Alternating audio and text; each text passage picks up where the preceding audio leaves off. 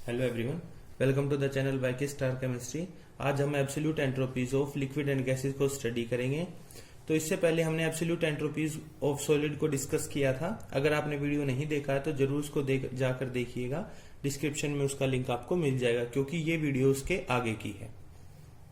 तो इसको हम देखते हैं कि कैसे हम कैलकुलेट करेंगे। तो इसमें क्या होगा, जो भी हमारा एब्सोल्यूट जीरो टेम्परेचर पे क्रिस्टलाइन सॉलिड था उससे चेंज होकर, या हमें लिक्विड है या गैसेज है, जिस भी टेम्परेचर तक हमने लेकर जाना है, तो जितनी भी उसके अंदर एंट्रोपी चेंजेस आएंगी सभी का जो सम होगा उसको हम क्या बोलेंगे, एब्सोल्यूट एंट्रोपी बोलेंगे लास्ट में जो कैलकुलेट करेंगे। तो देखते हैं कि entropy of a substance in a given state and given temperature that will be the sum of all the entropy changes. कहने का मतलब कि किसी टेम्परेचर पे या किसी भी स्टेट, जैसे आपकी लिक्विड है गैस पे हम कैलकुलेट कर रहे हैं, तो वो क्या होगा, सम होगा सभी एंट्रोपी चेंजेस का। दैट द सब्सटेंस अंडरगो, जो सब्सटेंस अंडरगो करेगा from crystalline solid at absolute zero, जब वो क्रिस्टलाइन सॉलिड था जीरो टेम्परेचर पे, to acquire the given state, जहां तक वो जाएगा। कहने का मतलब कि अगर हमें 298 केल्विन पे एंट्रोपी फाइंड आउट करनी है किसी सब्सटेंस की, तो वो क्या होगा, जीरो केल्विन पे होगा। क्रिस्टलाइन सॉलिड था तो जीरो केल्विन से लेकर 298 केल्विन तक जितनी भी एंट्रोपी के चेंजेस आएंगे उन सभी का जो सम होगा उससे हम क्या करेंगे, फाइनल जो रिजल्टेंट एंट्रोपी उसको कैलकुलेट कर पाएंगे।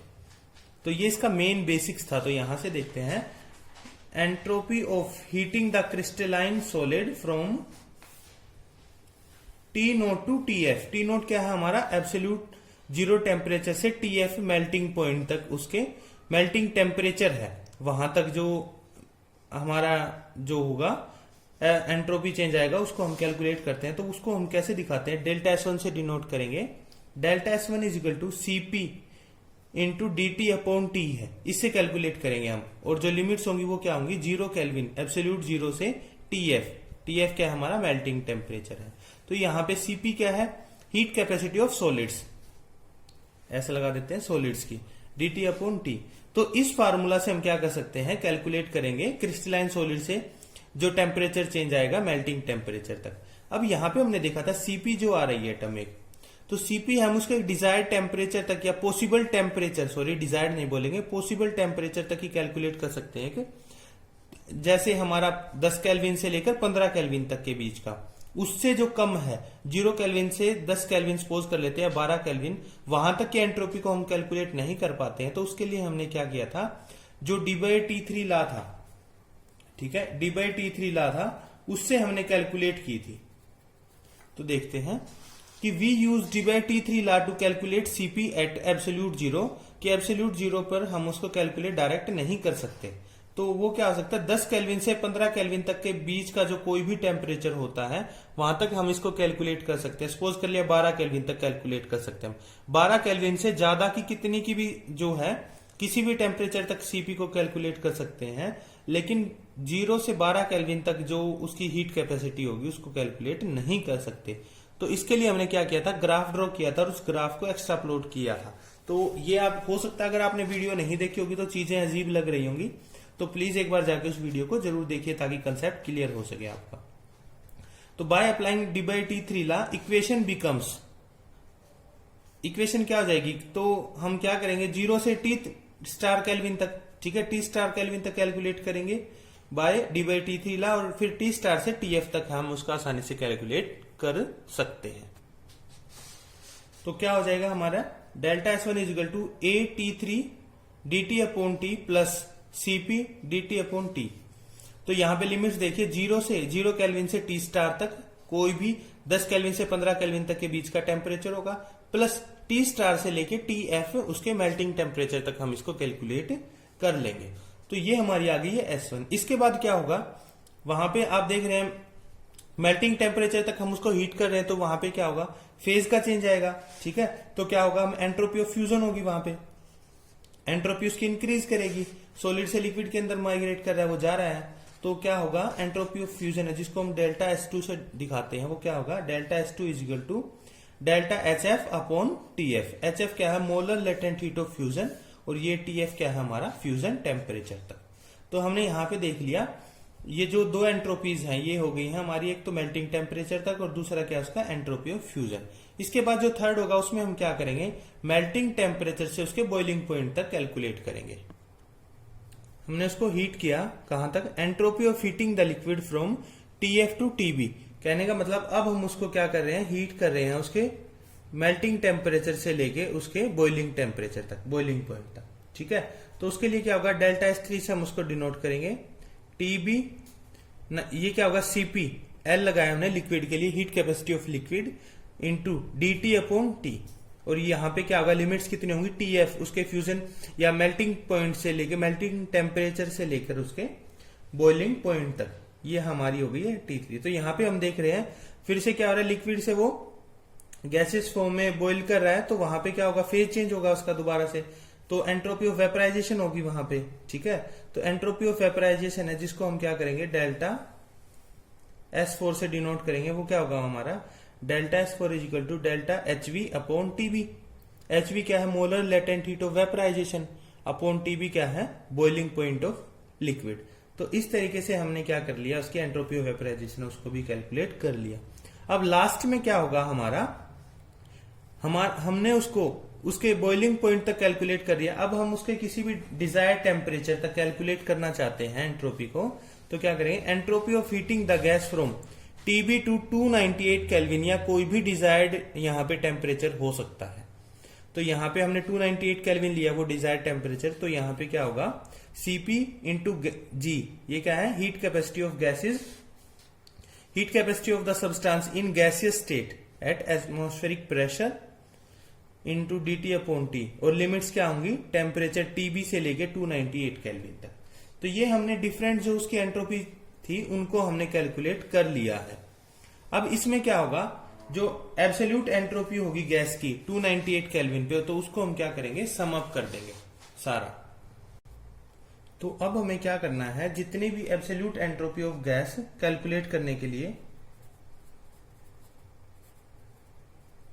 Absolute entropy of gas at 298 kelvin calculate करने के लिए हम क्या करेंगे, जितनी भी एंट्रोपीज थी उन सबको हम क्या कर लेंगे, जोड़ देंगे। ST किसके बराबर होगी, delta S1 plus delta S2 plus delta S3 plus delta S4 plus delta S5।